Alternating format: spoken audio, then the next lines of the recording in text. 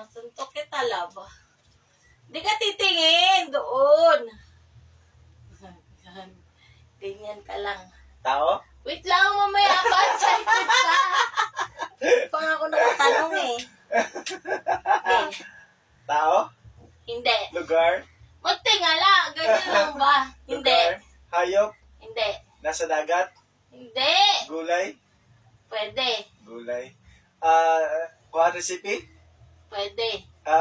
Kamatis? Hindi. Atsal? Hindi. Ano ba yun? Anong letra? Letra tanong. Gulay, no? Ginagulay mo ba to? Pwede. Naluluto mo na ba to? Oh! Oo! Gulay, no? Ampalaya? Hindi. Talong? Hindi. Okra? Hindi. Anong klaseng luto to?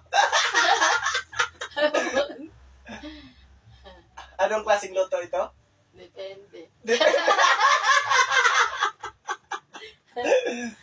Gulay, no?